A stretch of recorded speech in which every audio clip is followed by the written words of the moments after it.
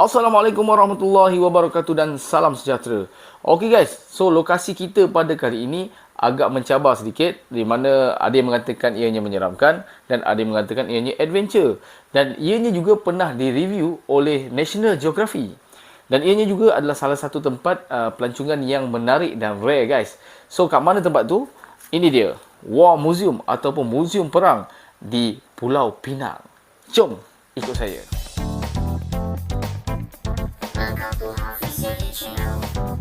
Okey guys, teknologi terkini semudah saja anda searching je pakai Maps War Museum. So War Museum ni terletak di daerah barat daya Batu Maung, Pulau Pinang, di mana ia berdekatan dengan jambatan yang kedua Pulau Pinang. Jika anda daripada Kuala Lumpur ataupun daripada selatan, jambatan kedua adalah best way untuk sampai ke tempat ni.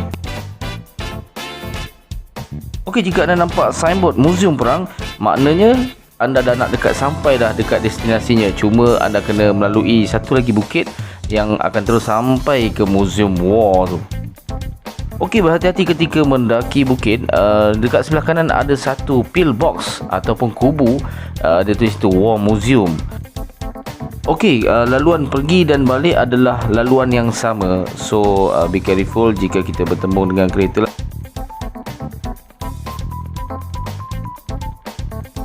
Okey guys, kita telah pun sampai di War Museum. Selamat datang ke Museum Perang. Okey guys, ini dari kawasan luar daripada War Museum, di mana kita akan nampak satu map besar kat sini. Okey, dalam map ni lah keseluruhan yang ada kat dalam War Museum ni. So sebenarnya dekat sekeliling ni pun korang boleh baca dia punya sejarah-sejarah yang ada dekat sini. Dan kalau ikutkan ada Penbourne Park, tapi mungkin tak buka kot sebab PKP kan. Okey guys, kita bacakan mesej daripada founder. Museum Perang Pulau Pinang adalah mengenai pendidikan, kekaguman peninggalan dan pengalaman peristiwa perang. Tidak kira anda pelawat dari luar negara atau tempatan, tentera atau orang awam, anda akan menjumpai sesuatu yang menarik seperti sejarah, budaya, alat ketenteraan, artifak dan peninggalan serta keindahan benteng. Okey, ini adalah ruangan menunggu di hadapan kaunter tiket. Jom kita beli tiket. Okey, untuk tiket dewasa RM22, kanak-kanak RM12.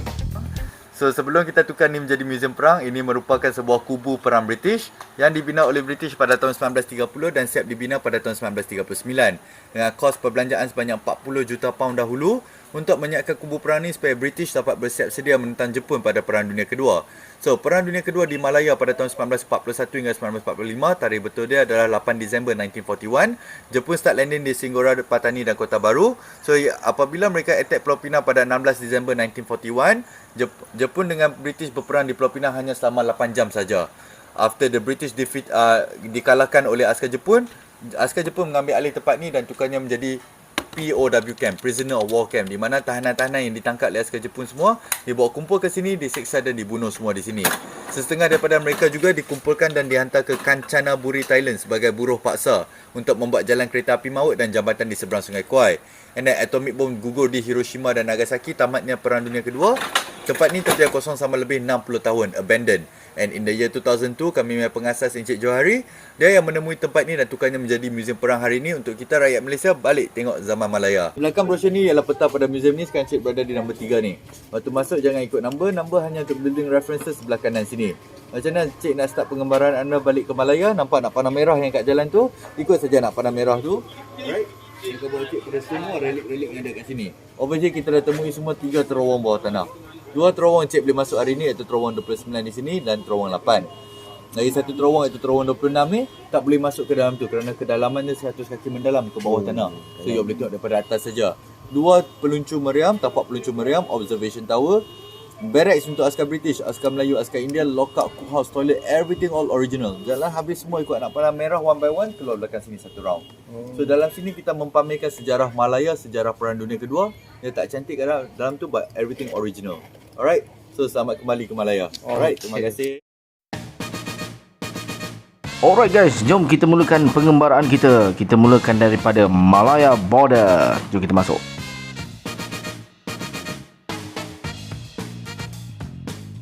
Okey, kita akan cuba ikut checkpoint-checkpoint yang ada kat dalam map ni. Mungkin tak semualah.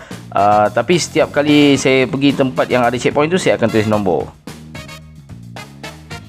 Okey, barang-barang yang dipamerkan dekat sini semuanya original. Bak kata Encik Rahman, memang buruk tapi dia semuanya asli. So korang boleh tengok macam senapang lama, lepas tu pistol-pistol lama dan sebagainya, semua adalah asli dekat sini. Okey, dekat depan di sebelah kiri ada satu tandas. So korang pergi dulu tandas dulu sebab depan ni susah nak cari tandas. Okey, yang ni ialah time bomb Perang Dunia Kedua. Bentuk dia macam tu. Di sekeliling tempat ni juga ada info-info yang menarik yang korang boleh baca dan ada peta yang besar punya. So korang boleh tengok lah korang dekat mana kan. Okey, ada satu bukit kalau kita ikut anak panah ni, dia menuju ke sebuah meriam ataupun dipanggil cannon.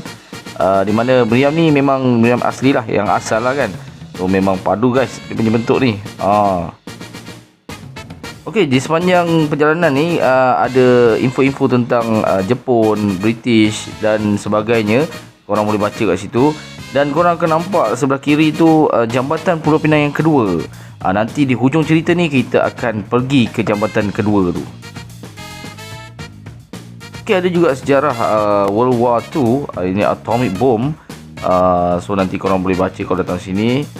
Ni replika bom. Aduh, besarnya bom dia je.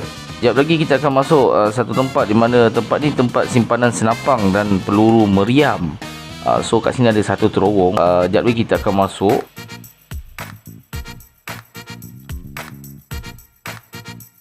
Okey, kalau ikut yang saya baca tadi, ni adalah ruangan untuk simpan senjata dan peluru meriam. So mungkin yang ni adalah dia punya bilik khas lah kot kan, supaya dia nak load peluru meriam tu ke atas. Dekat bilik ni ada satu ruang yang korang boleh merangkak untuk pergi ke sebelah. So di sebelah kiri pula ada satu ruang yang saya rasa untuk load dia punya bom ke atas, di mana ke atas tu adalah tempat macam tempat menembak ke atas tu. So kita akan naik atas sekejap lagi. Dan kita boleh naik terowong ni. Nampak tangga ni? Terowong ni kita boleh lalu dan naik ke atas. Okey, ini adalah satu yang adventure lah bagi saya. So you can do it dekat situ. Dia menghubungkan dari bawah ke atas. Dia sebenarnya terdapat dua cara lah. Sama ada kita keluar balik, kita naik atas pun boleh. Tapi kalau melalui ini kita kena merangkak lah. Macam saya merangkak ni kan. Dia agak sukar sikit. Tapi bagi saya dia mencabar jugalah. Sebab saya pegang kamera kan. So kita kena naik tangga ke atas. Okey guys, memang tinggi juga rupanya tangga ni. Tapi dah sekali dah masuk, takkan nak patah balik. Jom kita carry on. So sorry guys, goyang-goyang sikit sebab saya pegang sambil panjat. Okey, ni dah kedalaman dia. Dalam juga guys. Alhamdulillah sampai juga saya ke atas ni guys. Okey, ni adalah tempat yang saya keluar tadi. Di belakang tempat ni seperti yang saya cakap tadi, mungkin dia load dia punya peluru dekat atas ni. So dekat bawah-bawah ni pun korang boleh tengok dia punya sejarah-sejarah. Dan ni sebenarnya tempat ni diminat oleh British. So kebanyakan design-design dia tu British punya lah.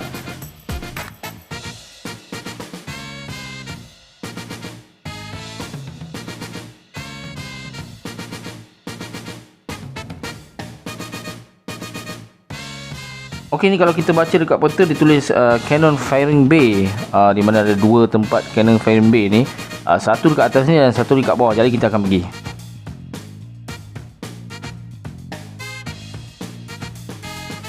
Okey, aktiviti seperti ni korang kalau boleh berkumpulan lah. Macam saya ni, saya test seorang-seorang memang agak sunyi lah. Seram lah juga kan, sunyi. Nasib baik bukan malam lah. Dia ada package malam kalau korang nak tahu. Tapi yang siang ni pun seram, yang malam ni lagi adventure lah kan. Okey, kita akan ke tempat di mana satu terowong yang mana dalam dia 100 kaki. So yang Encik Rahman bagi tahu tadi lah, yang ni tak boleh masuk. Sebab memang kedalaman dia tu pun ialah kalau yang tadi tu pun kita rasa dah penat, yang ni lagi penat lah. Tapi mungkin juga boleh masuk sebab saya nampak iklan tu ditulis booking your session.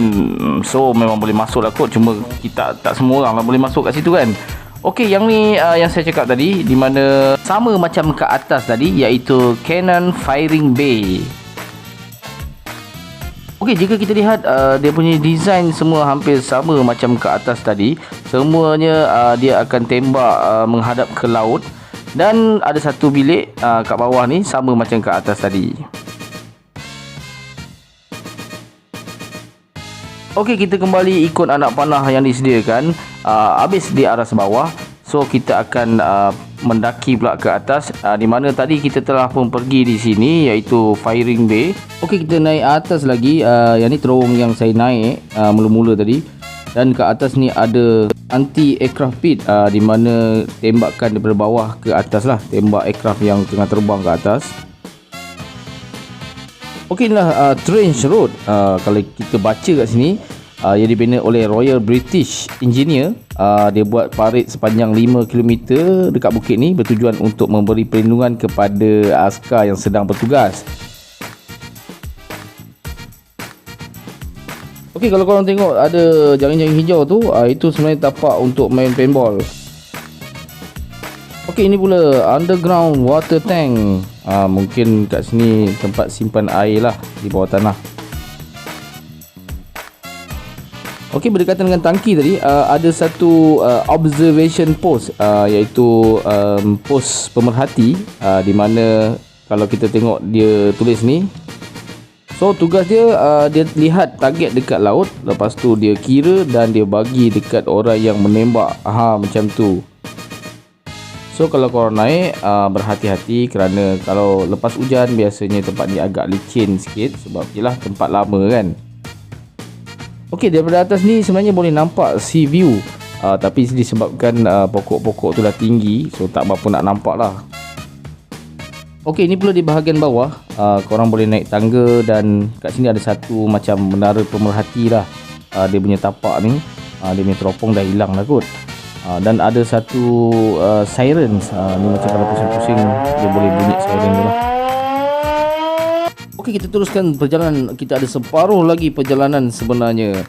Dan ada checkpoint yang korang kena singgah. Contohnya yang ni, kita boleh ambil gambar kat sini sebagai tanda dah sampai lah. Okey, dekat sudut ni ada satu legenda. Dia kata legenda Judang Gusti. Saya tak boleh research lagi untuk Judang Gusti ni, tapi korang boleh baca dekat sini. Dan terdapat satu, tak silap, terowong yang agak dalam kat sini, tapi dilarang masuk lah. Danger dia kata.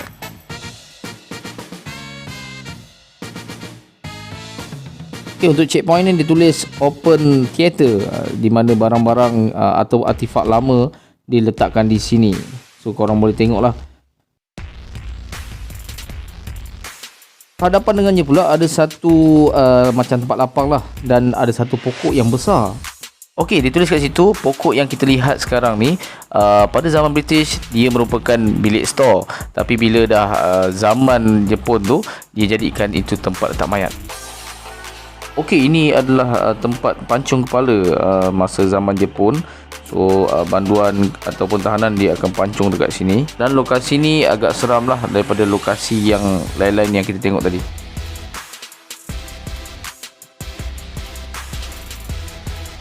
Okay, nombor 34 ni guillotine, ataupun dalam bahasa Melayu alat memenggal kepala.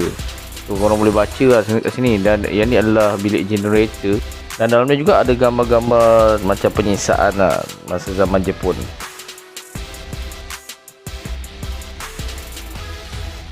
Okey, di sebelahnya pula adalah replika tali gantung General Tomoyuki Yamashita. So korang boleh baca dekat sini guys. Walaupun replika, seram juga guys.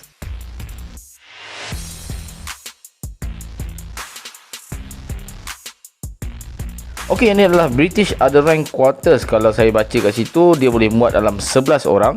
Dan ada bilik mandi serta tandas. So dia komplit lah kat sini. Dan setiap bangunan lebih kurang sama je guys. Sekejap lagi kita tengok.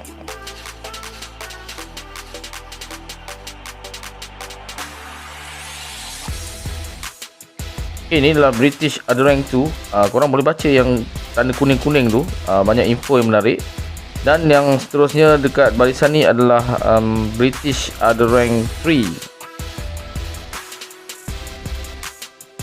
Okey, dekat bangunan-bangunan yang ada ni, korang boleh tengok kat dalam dia ada gambar-gambar dan barang-barang lama lah.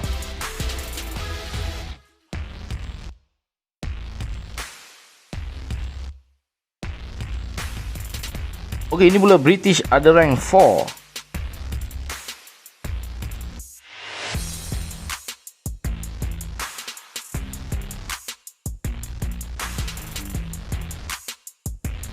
Okey, di sebelah ni pula ada lockup dan sebelah lockup ada cookhouse. Tu replika tu pun seram juga tu. Okey, inilah cookhouse, macam dapur lah kan. Okey, ini pula bangunan Malay ada rank 1 dan Malay ada rank 2. Okey, jom kita turun ke bawah lagi.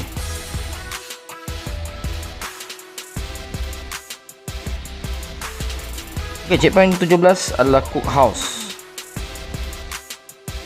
Checkpoint seterusnya ialah Indian ada ranks 2 dan Indians ada ranks 2A. Dan bangunan berikutnya ialah Indians ada rank 1 dan Indians ada rank 1A.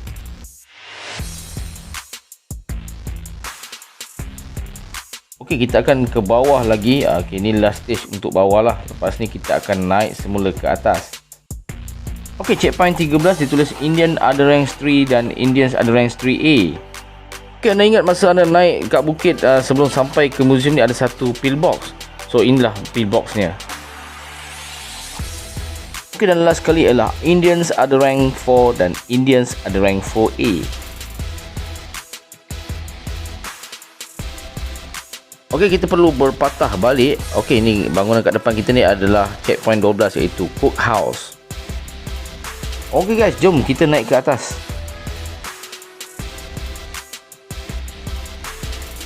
Okey, kat atas ni ada satu bilik kecil dinamakan Intelligent Room, ataupun kat luar tadi saya tengok Intelligent Officer. So ini mungkin untuk pegawai atasan lah kot. Okey, checkpoint nombor 8 ialah Underground Communication Center, di mana kat dalam ni ada satu terowong, dan sebenarnya ada lagi satu terowong kecil kat dalam ni. Memang gelap guys, tak lagi kita tengok. Okey, kalau saya baca kat depan tadi, ini adalah bunker yang kalis bom dan mempunyai aliran udaranya yang tersendiri jika semua pintu ditutup. Dan keadaan ni masih lagi okey lah, maksudnya tak ada crack lagi yang ditemui setakat ni lah. Okey guys, agak luas juga kat bawah ni. Dan kat sini juga ada gambar-gambar serta salah satunya replika untuk War Museum ni. So korang boleh tengok keseluruhan kat sini. Okey, sebelum kita masuk tadi ada satu terowong di sebelah kiri dan kanan. So ditulis situ, sila tundukkan kepala anda dan dilarang berpatah balik. So kalau korang masuk dekat dalam ni, memang gelap guys. So saya tak masuk lah. So korang akan keluar dekat sini. Memang seram jugalah, gelap sangat. Okey, untuk checkpoint ke-9, Medical Infirmary Store dan Dressing. Okey, dan yang terakhir sekali guys ialah British Officer 1, British Officer 2 serta Dining. Okay, jika kita nampak jambatan ni, maknanya kita dah sampai ke penghujung museum ni, di mana selepas ini adalah jalan keluar. Okey guys, be friendly to the museum. Jangan ambil apa-apa kecuali ambil gambar. Jangan tinggalkan apa-apa kecuali tapak kaki. Jangan bawa haiwan, basikal dan radio kat museum. Jangan merokok dan berjalan mengikut laluan yang disediakan. Okey, inilah pintu keluarnya. So dia tulis situ exit. So korang keluar kat sini akan tembus ke pintu depan yang kita masuk tadi. Alhamdulillah guys, kita dah explore tempat ni. Mungkin tak semua, lebih kurang 90% daripada checkpoint tu saya dah pergi. Okey, di sebelah War Museum ni kita boleh nampak jambatan kedua Pulau Pinang, di mana korang boleh ambil gambar. Memang cantik guys dekat sini. Okey, seperti yang saya janjikan, kita akan melalui jambatan kedua Pulau Pinang. Okey guys, jambatan kedua Pulau Pinang atau nama rasmi Jambatan Sultan Abdul Halim Muazzam Shah ni telah siap dibina sepenuhnya pada Februari 2014. Okey, dia menghubungkan antara Batu Kawan dengan Batu Maung. Mana yang kita pergi War Museum tadi itu kat Batu Maung. Dan kalau kita ke Batu Kawan, kita ada IKEA Batu Kawan, antara IKEA terbesar lah kat Pulau Pinang ni. Dan jaraknya adalah sepanjang 24 km guys. So kalau korang tengok, memang cantik lah jambatan ni. Dan kalau korang tengok awan-awan tu kan, nampak kita memang berada di tengah-tengah laut. Memang nice pemandangan kat sini.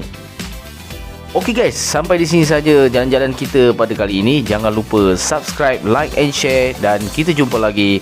Assalamualaikum. Bye bye.